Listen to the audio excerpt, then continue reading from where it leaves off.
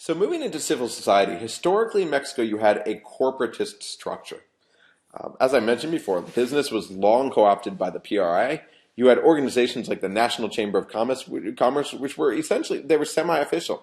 They were often favored by the PRI, although they didn't like its social agenda. But businesses were powerful and really powerful through the personal networks. And especially since the PRI declined, they've increased in power. So while they were co-opted for a long period, they began to move away from the PRI again in the 1980s, 1990s. Labor was also under the PRI fold. So you had unions that were subsidized by the state. This was dominated by the Confederation of Mexican Workers.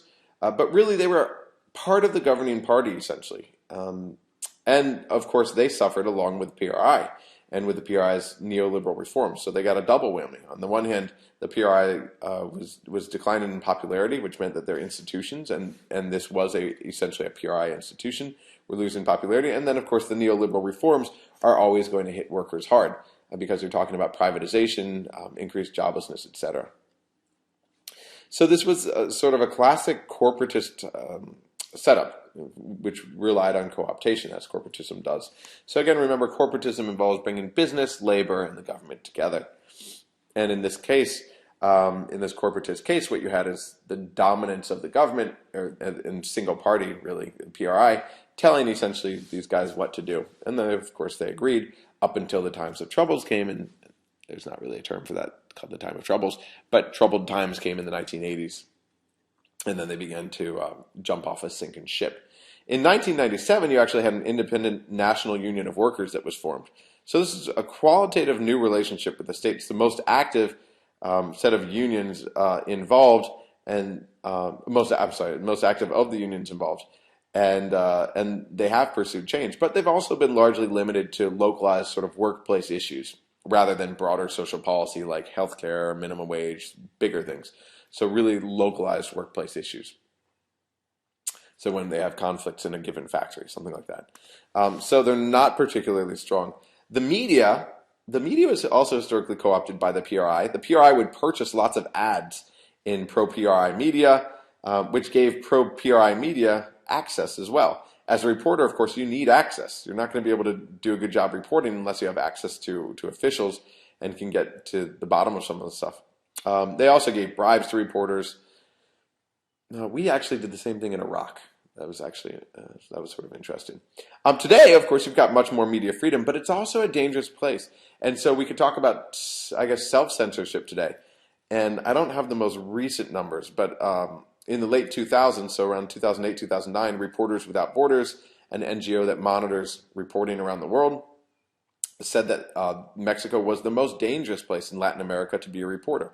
And when you look at the sort of organized crime activity, the drug activity that we've seen in Mexico over the last decade or so, not a big surprise. And so the risk, of course, again, is self-censorship.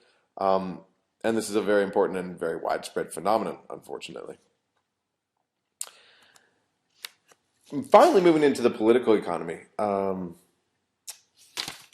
The PRI was historically focused on import substitution. So again, what that means is capitalism with state intervention. And you have a huge growth, economic growth, from 1940s really up until the 1980s.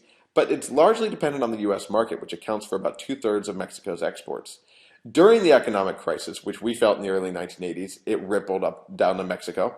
So globalization's, again, an old process. You had this economic crisis in the 1980s and 1990s. And again, Mexico goes neoliberal. Among the more important, among the more important changes since 1917 were land reform and the nationalization of the oil industry before, of course, Mexico went neoliberal. So I'm talking about under PRI rule before the 1980s. So they nationalized oil, and oil is the largest source of foreign income in Mexico. The problem is that in the 1970s, for example, when you have lots of oil money coming in, and we talked about this in the context of Iran, well, this means inflation and also a growth of inequality.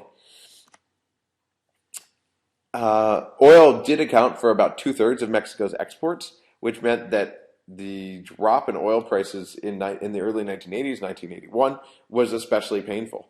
And this was what launched this economic crisis and what led to economic change. And so economic change meant freer trade, increased foreign direct investment, which is clearly something that you don't do with import substitution. Right? You're protecting your industries and having them sell locally. And then also entry into these neoliberal institutions like the WTO, the World Trade Organization, NAFTA. Still, they suffered from a major economic depression and the collapse of their currency. The IMF had to bail them out. In the mid-1990s, about 75% of Mexicans were living below the poverty line, and this has changed enormously. Today, it's still around 40%, but you've got a huge middle class. And NAFTA has also meant much more food imports, and this has been bad for farmers, which can increase inequality. Manufacturers along the northern border have done best thanks to these neoliberal policies and movement into NAFTA.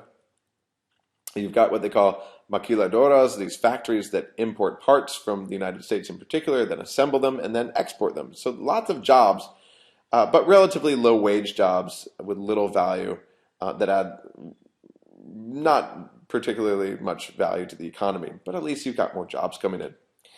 Mexico, as I mentioned before, has the second highest gross national income with $12,500 in Latin America. Again, the first is Brazil.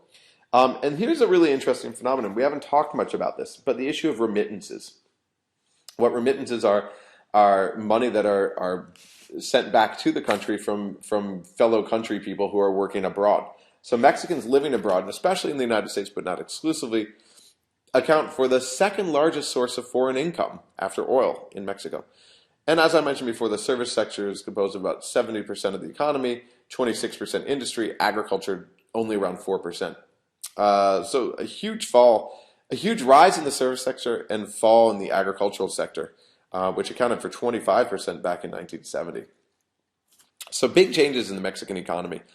And if you look at the most recent Freedom House reports, they've shown a slide away from democracy, but generally Mexico is considered a somewhat consolidated democracy. It's since the decline of the PRI.